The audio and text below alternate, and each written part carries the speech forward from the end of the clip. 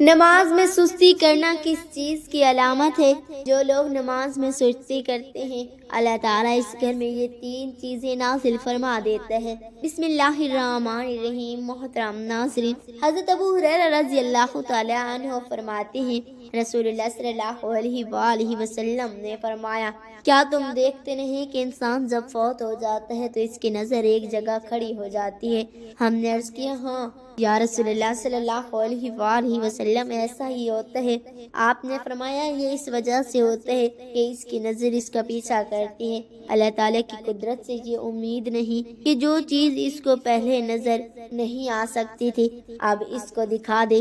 دعا کرتے وقت انسان کو چاہے کہ دعا میں وسعت کو پیش نظر رکھے، جیسے نبی کریم صلی اللہ علیہ وآلہ وسلم حضرت ام سلمہ رضی اللہ تعالی عنہا کے لیے دعا کرتے ہوئے اپنے لیے اپنی قوم کے لیے دعا فرمائی اور فرمایا واغفر لنا، ہماری مغفرت فرما۔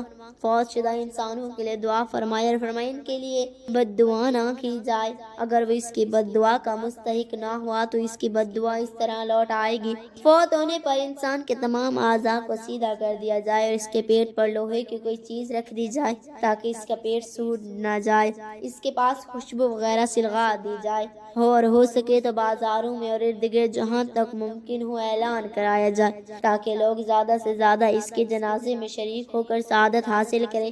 حیض و نفاس والی عورت اور جنبی جس پر غسل فرض ہو چکا ہو شخص میت سے دور ہیں اور اس کے قریب سے نکل جائیں، قریب الموت انسان کا ایک جگہ نظر لگا کر دیکھنا کیوں؟ حضرت ابن عباس رضی اللہ تعالی عنہ سے مروی ہے کہ حضور صلی اللہ علیہ وآلہ وسلم نے فرمایا، کوئی شخص جنت یا جہنم میں اپنا مقام دیکھے بغیر دنیا سے رخصت نہیں ہوتا۔ پھر آپ نے فرمایا جب وہ مرنے کے قریب ہوتا ہے تو فرشتوں کی 2 آنکھیں کھڑی ہو جاتی ہیں، ان کے چہرے آفتاب کی طرح چمکتے ہیں تو مردہ ان کو دیکھتا ہے، دوسرے لوگ نہیں دے سکتے۔ تو ہم یہ سمجھتے ہیں کہ شاید مرنے والا شخص ہماری طرف دیکھ رہا ہے۔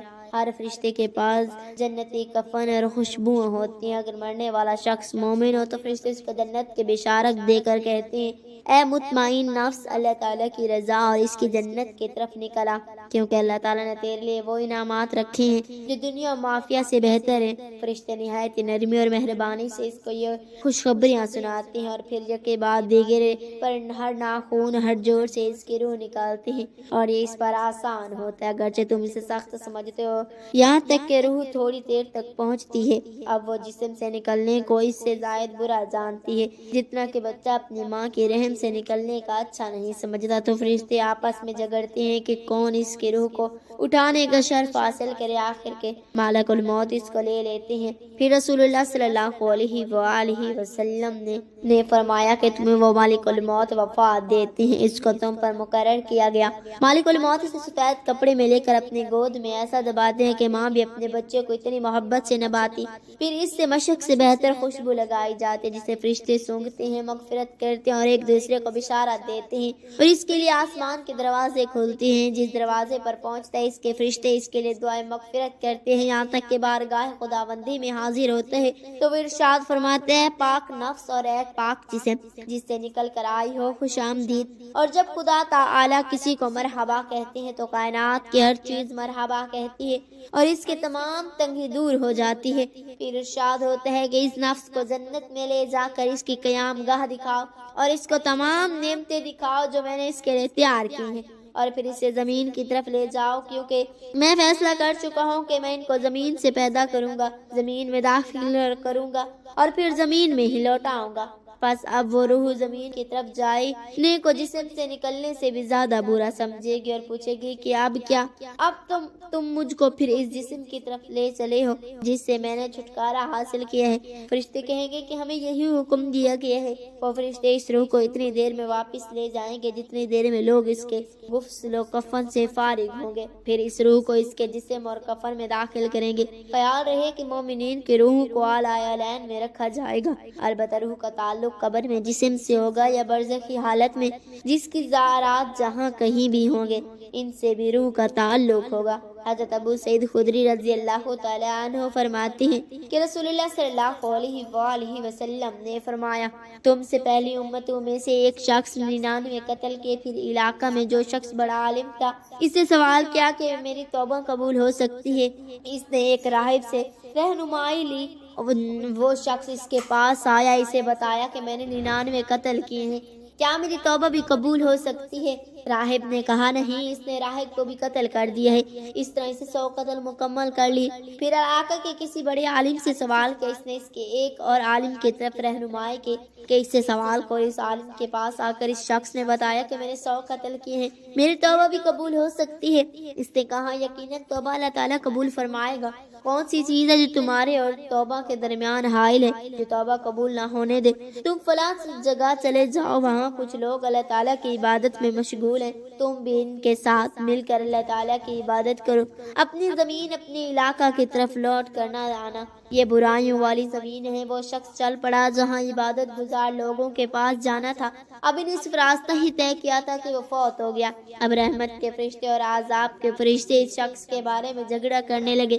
رحمت کے فرشتے کہنے لگے اس کی روح ہم لے کر جائیں گے، کیونکہ سچے دل سے توبہ کی غرض سے اللہ تعالیٰ کی طرف متوجہ تھا، اس لیے کہ اتنے دور سے نیک لوگوں کے پاس جا رہا تھا۔ عذاب کے فرشتے کہنے لگے اس کی روح ہم لے کر جائیں گے، اس نے کوئی نیک کام آج تک کیا ہی نہیں۔ اتنے میں ایک اور فرشتہ آسان شکل میں آیا گیا اور فرشتوں نے یہ معاملہ اپنے جھگڑے کا اس کے سامنے پیش کیا۔ اس نے کہا دونوں طرف زمین کو ناپ لو، جس طرح کی زمین تھوڑی ہے یہ شخص ان کے لیے ہی ہوگا، یعنی اگر وہ زمین قریب ہے جس میں نیک لوگوں کی عبادت کر رہے ہیں تو یہ نیک لوگوں کا ساتھی تصور ہوگا، کیونکہ یہ زیادہ فاصلہ طے کر چکا تھا، تھوڑا باقی رہ گیا تھا۔ اور اگر وہ زمین جو گناہوں والوں سے آ رہی تھی تو ابھی گناہ گار ہی تصور ہوگا، کیونکہ ابھی اس نے تھوڑا فاصلہ طے کیا تھا اور زیادہ باقی رہتا تھا۔ جب انہوں نے زمین کو ناپا تو وہ زمین قریب تھی جہاں جا رہا تھا، تو اس طرح اس کی روح کو ملائکہ رحمت نے لے لیا۔